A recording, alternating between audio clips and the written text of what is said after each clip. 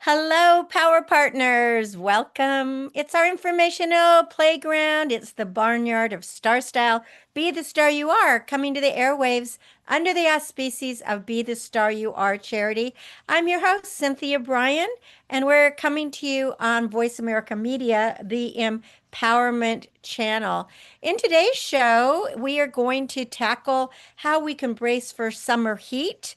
And because America really isn't prepared for extreme temperatures, and it is predicted that this summer may be the hottest ever. Extreme heat isn't recognized as a disaster in the United States, despite the fact that it is the greatest killer related to weather. And because of all the funding cuts for disaster response, will communities be affected without the tools to respond? We're going to look into it. And in segment two, there is a saying that when you want something done, it's best to ask a very busy person to do it. But what if that busy person is just feeling overwhelmed with requests?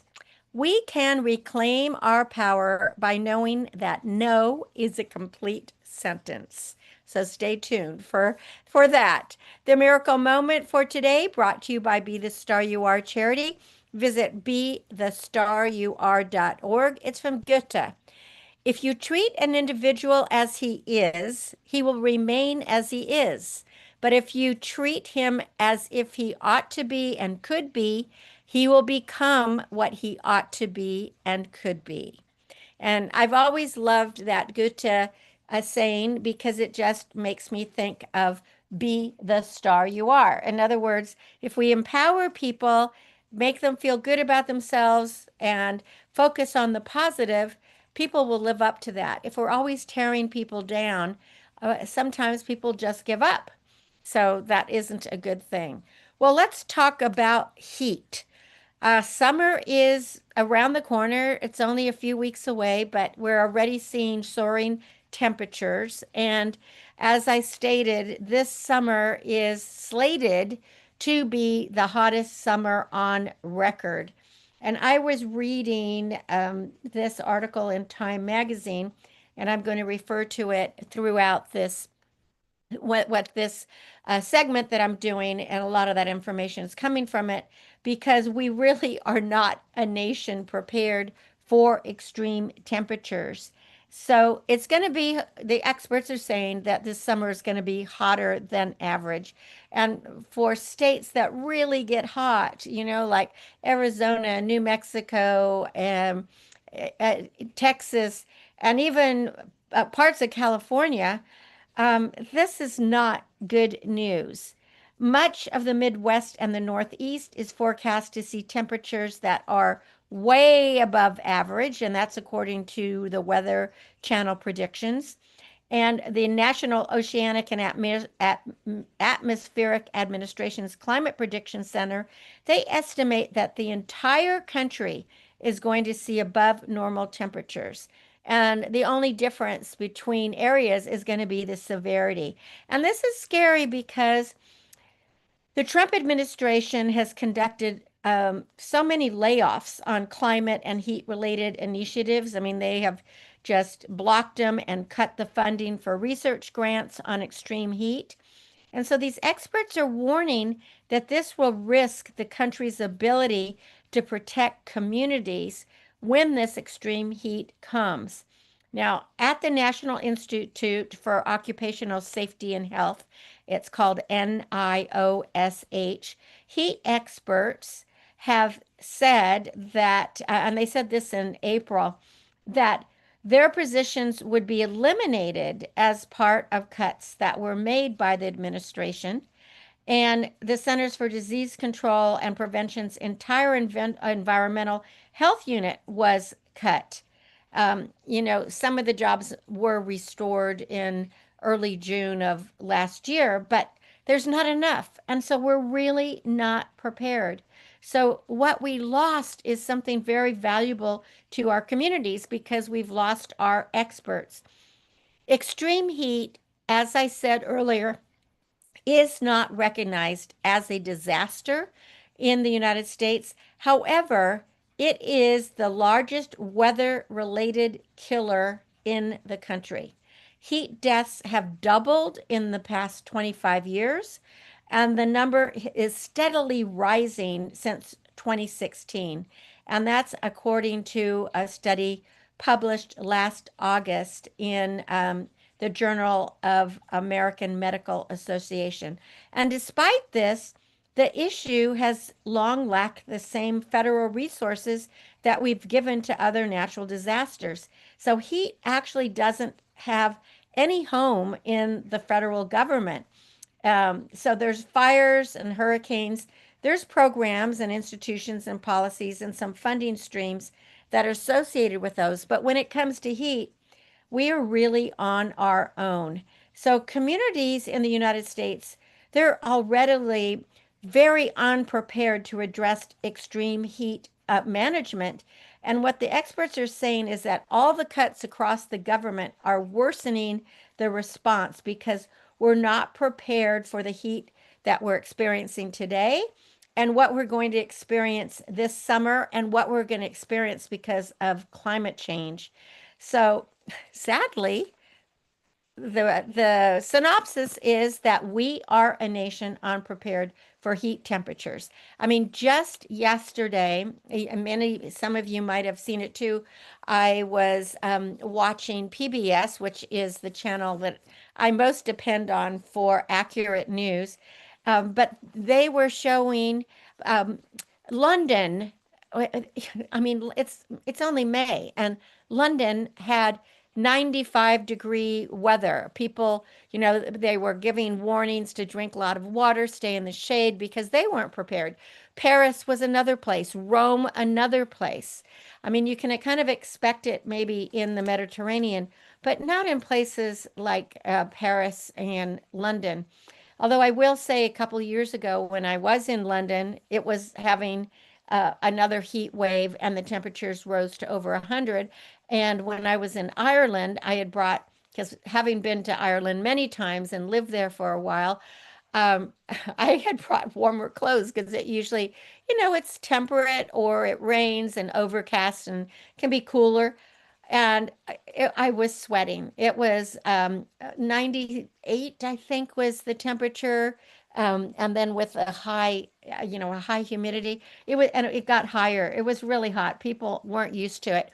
And in the River Liffey in Dublin, it was so interesting.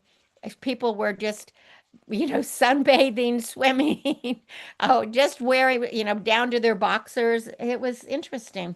Never had seen that before. So we're really not prepared for the heat, and we really need the government to get on board and approach these extreme heat and address it because it's going to be especially difficult for small local communities that don't have resources to address this on their own. Now, last June, OSHA, which is the Occupational Safety and Health Administration, had a public hearing on the creation of a first of its kind proposal for federal heat health standards for workers. But experts said that could be at risk because even though it was proposed, there have been so many cuts in this government administration that it's not going to, pass the muster. So because of funding cuts, there is a dichotomy between what the administration aims to leave in disaster response to communities and the lack of tools that they'll have to respond. And so the general trend right now of saying that the federal government shouldn't have a hand in addressing disasters at all and that they can just be, kind of on standby and it should be a community, it's really not flying because communities are not prepared. So, what are a few things that you personally can do as the heat is ramping up? Well, just remember the most critical thing is to stay hydrated. And before you feel thirsty, and once you feel thirsty, I guess I want to say, is you are already dehydrated. So bring those water bottles with you, drink lots of water, refrain from alcohol because alcohol will dehydrate you. Even though it seems like, oh, it'd be great to have a margarita or a beer on a hot day, at least follow it up with, a couple big glasses or bottles of water. Also, when it's hot out, stay in the shade, wear big hats. If make sure you have sunscreen, but it's probably better to have some long sleeves to keep out of the sun. And if possible, stay in air conditioning if you're in an area. Now, for those of us who work out in the fields or work in nature or are gardeners, it is difficult, but just don't go to the point of exhaustion. It's very important. Keep hydrated, stay in the shade, and just keep your water bottles with you. And you might even bring a spray bottle with you to spray yourself to keep kind of, a little bit of moisture. If you are in a city, cities can get really hot because of all the pavement and asphalt. And there are cooling centers around. So you might want to go to your local library. Sometimes they open school auditoriums or community centers, but it's really important to find a cool space because you don't want your body temperature to get too much. And of course, if you have a swimming pool, jump in your pool. And if you're on vacation and you're near lakes or rivers, streams, the ocean, go ahead and indulge in those water exercises and activities because that's going to keep you cooler. But again, most important is to stay hydrated and be safe because don't take heat for granted. Again, heat distress is the number one killer of Americans, and it's very rarely reported. You're listening to Cynthia Brian. This is Star Style. Be the star you are. We'll be right back with the business fight, and then we're going to talk about how you can say no. Don't go away.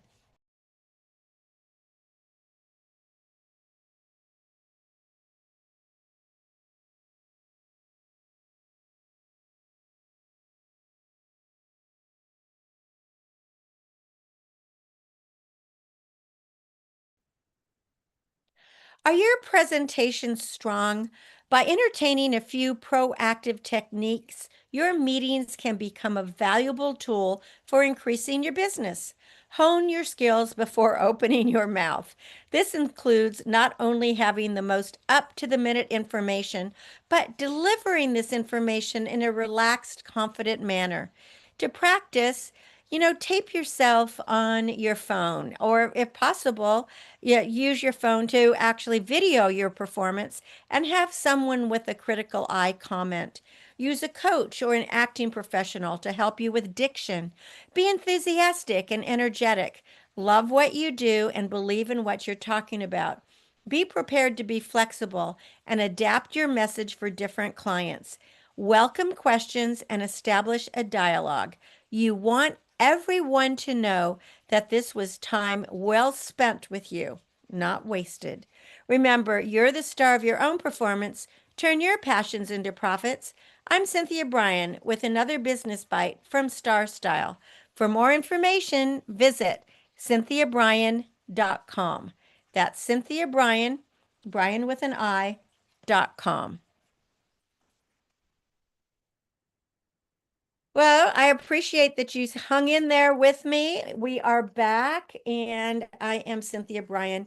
You are listening to Star Style, Be the Star You Are. We're coming to you on Voice America Media. This is the Empowerment Channel, and we're brought to the airwaves under the auspices of Be the Star You Are charity. You can find out more about Be the Star You Are at bethestaryouare.org. It is an all volunteer organization dedicated to empowering women, family, and youth through increased literacy and positive media messages, just like this program. Well, I want to talk to you about the power of no. I have always been one of these people that gets kind of corralled into chairing every committee or being, president and vice president of this, that, and the other thing. And for a while, it seemed like I was just juggling so many balls and had so many things in the air. It was exhausting. And of course, being me, I want to make sure I'm doing a first class job on everything. So that meant cutting back on sleep, cutting back on any free time, cutting back on time with family until I realized that no is a complete sentence. Because anytime somebody would ask me to do something, I would feel pressured that, oh gosh, okay, I can fit one more thing in. They always preface it with like, oh, you're just the best at doing this, or, you are so good at organizing, or you have so much energy. Well, the fact is you have the energy and you're the best at doing something, but that usually means that you're going to just be asked to do more. So that adage, if you want to get something done, give it to a busy person. It has been ascribed to both Benjamin Franklin saying it, and of course, Lucille Ball, and probably neither of them even said it first, but both of them, probably judging by their creative outputs, were very busy people. So while it is the case that those of us with the most to do are often the most dependable, that reality seems kind of more convenient for the people handing over those tasks to us. I mean, I think about it is, yeah, when you give something to somebody who you know is going to do it and be dependable, then that takes the burden off. But over time, there is that cost that you really get exhausted being identified as that capable, go-to person that everybody wants to have on their team. And sometimes the more that is asked of us, the less we may feel able to refuse. It took me a really long time to start saying no, or just thank you very much, but I'm not available. And I've gotten really good at it over the last couple of years. There was a YouGov poll. This was actually in 2022, where it said 52% of North Americans reported that they often feel as if they cannot say no when someone asks for something. But then that number ticked up to 55% of respondents who are women. So when your time and energy spent helping others was framed as people pleasing, 56% of women agreed they possessed those traits. And then only 42% of men said that they did. So, why is it so difficult for women to just say no? Okay, well, it's probably because women are more often expected to be the helpers in our society.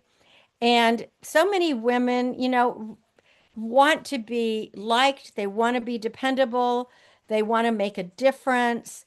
And it's not a woman's fault that they want to do that, but we have some difficulties sometimes in setting boundaries. So that's what saying no is all about. It's about setting a boundary. When we're living in this system where there's so many negative consequences for women, sometimes we say yes because we just prove how capable we are at doing different tasks. But for overly responsible people of doesn't matter of any gender, we have to reclaim our bandwidth and we really have to learn to say no. Doing more than your share might be fine for those people that are around us. And it's probably very well meaning, but it also means that you might be taken advantage of. And eventually you get disincentivized to change. So, for both our physical and our mental health, doing less sometimes may be well worth it. And that means taking on fewer tasks, perhaps reassigning the workload you already have, maybe doing all of that. And when you're a busy person, it is up to you to say no because you already know how to do a lot of things. And the thing about it is that you can give the opportunity to somebody else to do it. So this is what some experts say. These are a few tips to find some added peace. All right. if you're a person that has your notifications on all the time, maybe turn them off. You know, do the highest leverage things on your list and what brings you joy. And don't have those distractions of all the texts and emails. When you're asked, this is one that I have really used and it's working really well, is pausing. So when asked to take on a specific task, um, just kind of tap your heart, look into your boundaries, and think about answering and press pause before saying yes. You know, what I have always decided now is I need to think on it. And when needing to think on it means I need to sleep on it. So when I'm asked to do something, I listen to my gut. And if my gut is like, oh, this sounds really good, I definitely want to do it. Or if it feels like, oh gosh, it's just another task, how am I going to fit it in? I listen to that and then I sleep on it. And maybe I'll dream about it and I'll make my decision the next day. In other words, unless you really are excited about this opportunity, don't say yes right away. Just pause. And slacking off can be the buffer that lets your workflow adjust to unexpected demands. So, in other words, take a break sometimes. Take a break. Now, getting back to that, listening to my gut, I mean, I can just give a couple of examples. I was just asked to be on this board, and immediately my gut went, no, this isn't right for me. I know I don't have the time. I'm not sure that my expertise is up to the task. I really don't feel like getting up to the task. It's not something that interests me. And getting back to the joy, it isn't something that was going to make me happy. It was just something that was on my to-do list. So I paused, I slept on it, and I said, thank you so much, but please give that opportunity to another person. On another thing, I was invited to do this seminar. And after hearing about it, I got very excited about it. And my gut immediately said, this is something good. Okay, this is something you can say yes to. But still, I paused, I slept on it, and the next day I said yes to it because it felt good. And I felt that I would not only enjoy it, I would learn from it, but it'd be beneficial for all. So I would benefit as well as the people that are there. I learned a long time ago, as I said, that no is a complete sentence. N-O. And what does that actually mean? Is that you don't have to explain yourself. You don't have to make excuses.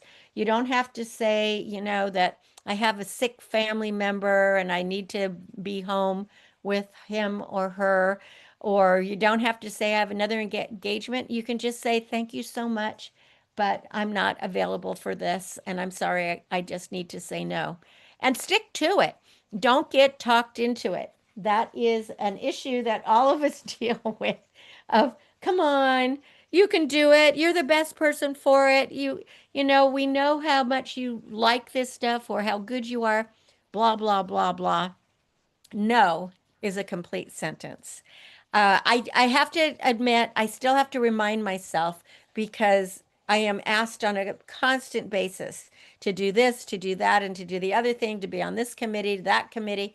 And when my kids were young, I was just, I think I was running in circles, doing so much, being on every committee possible. So just take a tip. You can take it for what it's worth. If you're that kind of person that you want to be, you know, everything to everybody, but that's not how I roll anymore. I want to just do the best job for the things that I feel are going to make the most positive difference in the world and in the community and bring joy to myself and my family as well. Well, that's the show for this week. I hope that you have enjoyed it and got a little bit of information so that you can stay cool this summer. be careful in the heat, and also learn to say no. Make sure you are stay tuned to Star Style Be the Star You Are. We have a new program for you every week right here on Voice America Media on the Empowerment Channel. And we also bring you a new episode of Express Yourself Teen Radio every Sunday on Voice America Media, the Empowerment Channel. So, this is a good channel to stay tuned. You can change your life, you can make your dreams come true. For more information about Star Style Productions or to purchase any of my books or be in touch, visit cynthiabrian.com. To get in touch with Be the Star You Are charity, become a volunteer, make a donation. We are 100% volunteers, and we are funded solely by individual donations. We don't have federal or state funding at all. Please visit bethestaryouare.org. My aim always is to encourage, inspire, inform, amuse, and motivate. See beyond your physical being. Know you are already the star you dreamed of becoming. Cherish the past, dream of the future, and celebrate every moment of your life. And since it is graduation season, Father's Day is coming up, birthdays, weddings, check out the books at cynthiabrian.com because books are a gift that keep on giving. And until next week, when we play again right here in the Star Style Playground, remember that love always wins, kindness always prevails, and smiles will keep us happy. My name is Cynthia Brian for Star Style, thanking you and encouraging you to be kind, inclusive, tell the truth, live with integrity, embrace cultures, love unconditionally, encourage others, be generous, say no when you need to, and be your unapologetically authentic self because everyone counts. Go out into the world and be the star you are. Have a wonderful week, and we'll be together next Wednesday. Thanks for joining.